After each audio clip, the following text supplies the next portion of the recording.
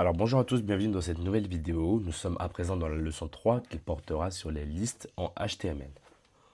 Alors comme vous pouvez le voir, j'ai déjà créé le folder qui s'appelle leçon 3 et j'ai créé la page index.html. Alors à quoi servent les listes en HTML? Elles sont utiles lorsque vous voulez créer par exemple des sommaires, des menus, des checklists, des FAQ, j'en passe. En gros, quand vous voulez lister plusieurs éléments, les listes sont donc une balise hyper utile. Alors, comment écrire une liste? En HTML, on va tout simplement créer les balises UL. Alors, qu'est-ce que ça veut dire UL? Ça veut simplement dire unordered list. Ce sont donc des listes non ordonnées. Qu'est-ce que ça signifie non ordonnées? Vous le découvrirez dans un instant. Alors, il ne suffit pas juste de créer une balise UL et d'écrire ce qu'on veut à l'intérieur afin qu'on ait plusieurs éléments listés. Pas du tout. On crée la balise UL qui crée la liste non ordonnée et à l'intérieur de cette liste, on va créer des balises qu'on va appeler LI. Pourquoi LI? C'est pour list item. Donc, c'est les éléments de la liste.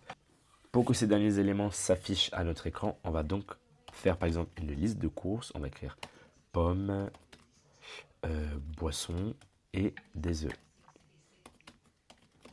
Alors, comme vous pouvez le voir, la liste s'affiche sur notre écran et on a tout simplement un bullet point. C'est ça une liste non ordonnée. C'est une liste qui ne sera pas numérotée de manière numérique. Alors, dans les listes non ordonnées, l'ordre n'a pas vraiment d'importance pour nous. Tous les éléments peuvent être listés dans n'importe quel ordre. Ceci n'aura pas d'incidence sur nous. Maintenant, à l'opposé des listes non ordonnées, on a en toute logique les listes ordonnées.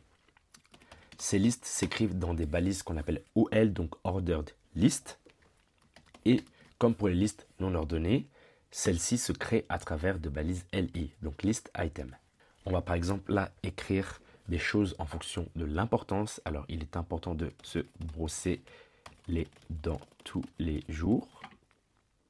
En 1, on va créer un nouvel élément. On va écrire par exemple d'aérer sa chambre tous les jours.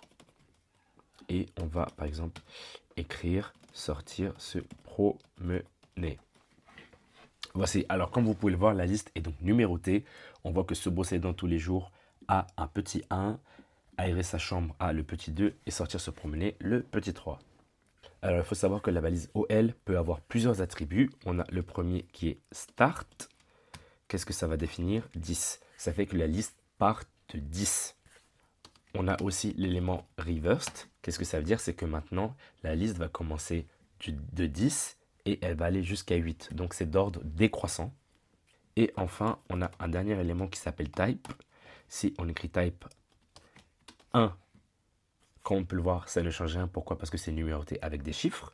Si on met type A, ça sera en toute logique avec des lettres. Vu que ça commence à 10, en toute logique, c'est la lettre J qui commence. Voilà, on va enlever le reversed pour que ce soit un peu plus clair pour vous.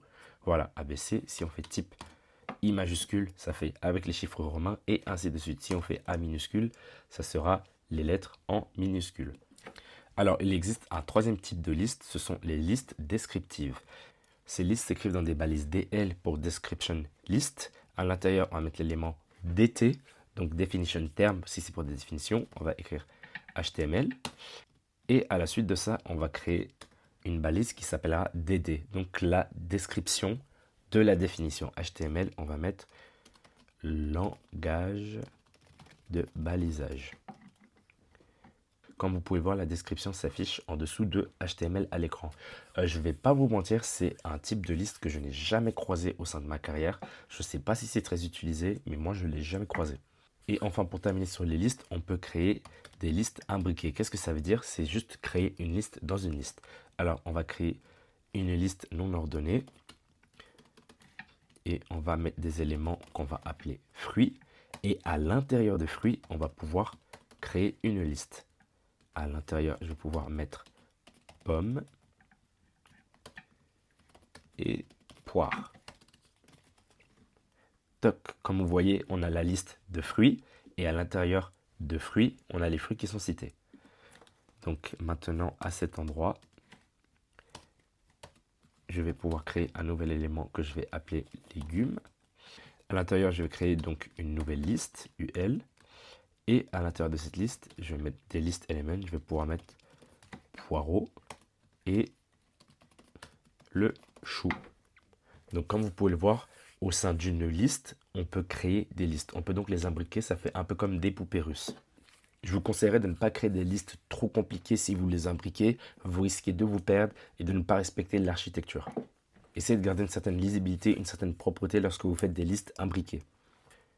Donc nous arrivons à la fin du cours. Comme vous avez pu le voir, la leçon 3, c'était assez léger. À la leçon 4, on enchaînera avec les tableaux en HTML. Ça sera un plus gros morceau. En attendant, je vous invite à liker, à partager, à vous abonner, à me suivre sur mes réseaux sociaux. Et en attendant, moi je vous dis salut, portez-vous bien.